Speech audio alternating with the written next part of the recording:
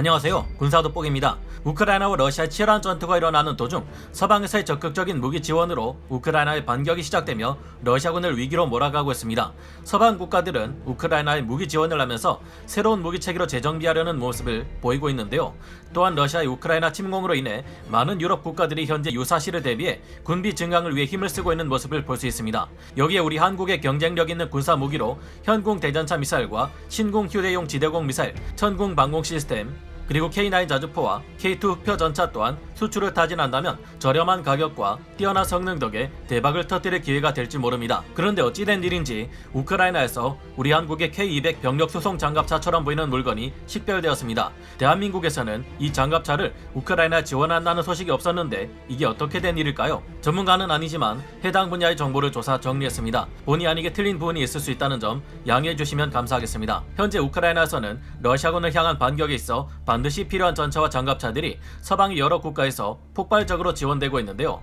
이 중 가장 중요한 것은 전차나 자주포 등의 강력한 화력을 가진 무기 체계들이겠지만 이들을 보완해줄 장갑차가 가장 많이 필요할 겁니다. 지금 우크라이나에는 많은 서방제 장갑차들이 모여 경보병 부대였던 부대들이 새로운 기계화 부대들로 완편되고 있는데요. 최근 우크라이나군에 한국의 K200 APC와 아주 유사하게 생긴 장갑차가 배치되어 화제가 되고 있습니다. 이 장갑차가 무엇인지 자세히 확인해 본 결과 그 정체는 바로 네덜란드에서 지원한 YPR-765 병력 수송 장갑차였는데요. 현지 시각 5월 14일 우크라이나군 총참모부가 밝힌 바에 따르면 네덜란드가 지원한 YPR-765 보병 수송 장갑차를 수령해 야전 부대에 배치하고 있다고 밝혔습니다. 이제는 우크라이나군에도 서방제 장갑차로 구성된 추가 기계화 부대가 만들어지면서 우크라이나군은 공세작전에 필요한 전력을 더욱 많이 확보하고 있다는데요. 이 YPR-765 장갑차가 배치된 부대들은 전선에 투입되기 전 훈련을 진행 중이라고 합니다. YPR-765 장갑차는 미국으로부터 네덜란드가 수입한 M113 장갑차의 성능 개량형인데요. AIFV는 이를 개발한 미국은 채택하지 않았지만 네덜란드, 필리핀, 벨기에 등등의 국가들이 4,000대 이상을 도입한 인기 높은 장갑 차량이었습니다. 이 차량이 우리 한국의 K200 병력 수송 장갑차를 닮아 있는 이유는 개발 과정에서 K200 디자인을 참고해 제작했기 때문이라고 합니다. 우리 한국의 K200 장갑차도 M113 장갑차를 개량해 국내에서 생산한 것이라 M113 장갑차보다 더 나은 성능을 가지고 있는데요. 네덜란드 육군은 이 AIFV를 YPR-765라는 제식명을 붙여 1975년 4월 처음으로 880대를 발주하였고 1977년 12월부터 인도받기 시작했습니다. 이후로도 네덜란드는 이 YPR-765 840대를 추가 발주하였고 이후 최종적으로 2079대까지 생산되었습니다. 미국제 M113의 개량형인 AIFV의 네덜란드 버전 YPR-765 보병 수송 장갑차는 필리핀과 벨기에에서도 이집트와 터키에서도 주문하기 시작했습니다. YPR-765는 M113을 개량한 병력 수송 장갑차인 AIFV 하나로 M113과 달리 차체 전면 장갑을 강화하고 기관총 사수를 보호하기 위한 방탄 총자가 설치되어 있는데요. 디트로이트 디젤 6V53T 6기통 수랭 디젤 엔진을 탑재 출력 267마력에 최대 속도 시속 61km로 기동할 수 있습니다. 오리콘 KBA B0225mm L50 기관포가 탑재되어 있으며 FN 맥 7.62mm 기관총 2개를 달고 3680발을 들고 다니며 사격할 수 있는데요. 기관총자에는 후방과 측면을 둘러싸는 장갑이 있어 사각지대에서 공격하는 적의 소총탄을 방어해 줄 수 있습니다. 보병 수송 장갑차답게 승무원 포함 최대 10명의 보병들이 탑승하여 작전을 수행할 수 있으며 전면 방어력이 14.5mm 기관총을 막아낼 수 있을 정도로 적의 보병들을 상대로는 뛰어난 방탄 능력을 가지고 있습니다. YPR-765의 차체는 알루미늄 합금을 용접해 제작하는데 차체 측면에 라미네이트 아머라는 증가 장갑을 덧붙이기에 M113 장갑차보다 조금 더 뛰어난 측면 방어력을 가지고 있습니다. YPR-765 병력 수송 장갑차에는 좌우 하나씩 독특한 톱니 형태의 구조물이 올라와 있는데요. 이 톱니의 용도는 YPR-765에 탑승하는 전차장과 조종수를 보호하기 위한 장치입니다. 전장에는 적들이 보이지 않게 위장에 설치한 철사 구조물들이 설치되어 있어 이것들이 지나가는 장갑차에 탑승한 전차장과 조종수의 목을 노립니다.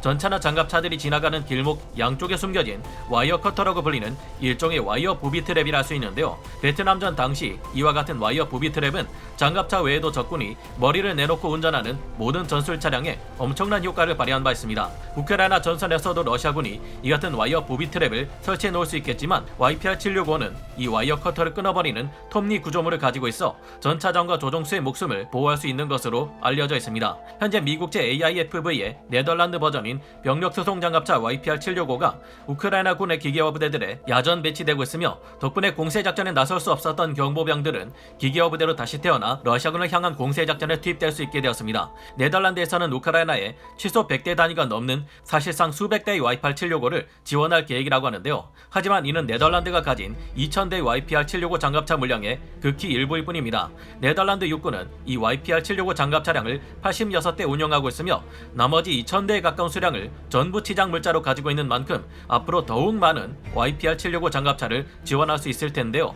네덜란드 외에도 미국이 이와 비슷한 M113 장갑 차량을 264대까지 지원할 예정이기에 아마 우크라이나 내에는 M113 장갑차와 YPR-765 장갑차를 합쳐 500대 이상이 전력화되어 러시아군을 공격하게 될 것으로 보입니다. 이미 지난번 소식을 통해 우리는 우크라이나 내부에 1만 700대가 넘는 군용 전술 차량이 유입되었다는 것을 알고 있습니다. 이것만으로도 우크라이나군은 엄청나게 많은 기계화 부대를 새로 창설할 수 있을 정도인데요. M113이나 YPR-765는 러시아군의 장갑차들에 비해 강력한 공격력이나 방어력을 지닌 장갑차라고 보기는 어렵겠지만 그동안 공세작전에 나설 수 없었던 우크라이나군의 경보병 부대들이 러시아군 경보병 부대의 총격을 막으면서 공세를 퍼붓을 수 있게 해주기 때문에 큰 이의가 있다 볼 수 있겠습니다. 무리한 공세를 퍼붓고 있는 현재 러시아군은 동부전선에서 배후를 포위하기 시작한 우크라이나군의 공세 때문에 또 보급이 끊긴 채 소모전을 강요당하다 탄약 재고가 바닥날 수 있을 겁니다. 전차와 장갑차의 탄약이 바닥날 경우 러시아군은 경보병 부대가 토총과 경기관총으로 우크라이나군의 공세를 막아야 할 텐데 그래서 우크라이나군의 본격적인 대공세 시작 시기를 8월로 잡고 있는 것이 아닐까 하는 생각이 드네요. 그렇다면 미국이 264대를 지원하는 M113 장갑차는 어떨까요? M113 장갑차는 1960년 실전 배치된 이래 현재 미국 육군에서 사용 중인 것은 물론 우리 한국을 포함해 엄청나게 많은 국가들에서 운용되는 40여 년 동안이나 자유진영 최고의 베스트셀러 장갑차였던 물건입니다. 특히 M113은 베트남 전쟁에 배치되어 전차가 지나가기 힘든 정글 지역에서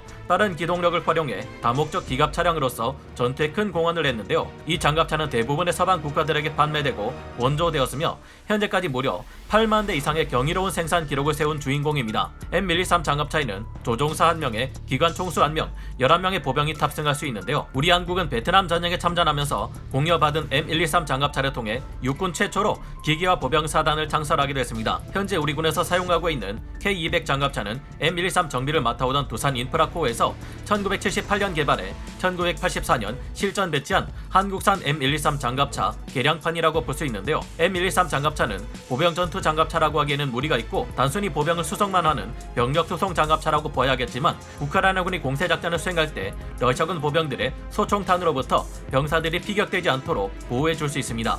이제는 미국에서 무기대여법이 통과됨에 따라 서방제 무기들도 더욱 본격적으로 우크라이나군에 지원될 수 있는 상황이 되었습니다. 이에 따라 이후 우크라이나에 필요하다면 미국 육군에서도 운용하고 있는 강력한 화력과 방어력을 가진 M2 브래들리 전투장갑차나 열화 우라늄 장갑이 들어간 최강의 방어력을 가진 미 육군의 M1 에이브람스 전차 치장 물자들이 지원될 수도 있을 텐데요. 아프가니스탄 전쟁을 수행할 동안 미국은 한 해 예산으로 300조 원에서 400조 원을 사용했지만 여기에는 미국의 엄청난 인건비가 크게 작용하기 때문이었다고 알려져 있습니다. 반면 지금 미국은 전방위적으로 우크라이나를 지원하면서도 한 해 고작 40조 원의 예상이면 충분히 우크라이나가 러시아를 압도할 수 있게 만들어줄 수 있는 것으로 전해지고 있습니다. 최근 뉴스에서도 푸틴이 암에 걸려서 치료하고 있다는 소문이 도는 와중에 본인 목숨은 소중한 것을 알면서 왜 무관 희생자들의 목숨에는 신경 쓰지 않는지 의문스러운데요. 아마도 현재 전쟁 상황을 전혀 파악하지 못하고 비효율적인 지시만 내리고 있는 러시아군의 상태를 볼 때 현재 푸틴의 측근에는 푸틴이 듣기에 기분 좋은 이빨린 소리만 늘어놓는 아첨꾼이 있지 않을까 의심하게 만듭니다. 대체 어떻게 해야 이들의 의미 없는 야욕을 멈추게 할 수 있을지 머리가 아픈 실정입니다. 여러분들은 이들을 멈추게 할 방법이 무엇이라고 생각하시나요? 오늘 군사 돋보기 여기서 마치고요. 다음 시간에 찾아뵙겠습니다. 감사합니다. 영상을 재밌게 보셨다면 구독, 좋아요, 알림 설정 부탁드리겠습니다.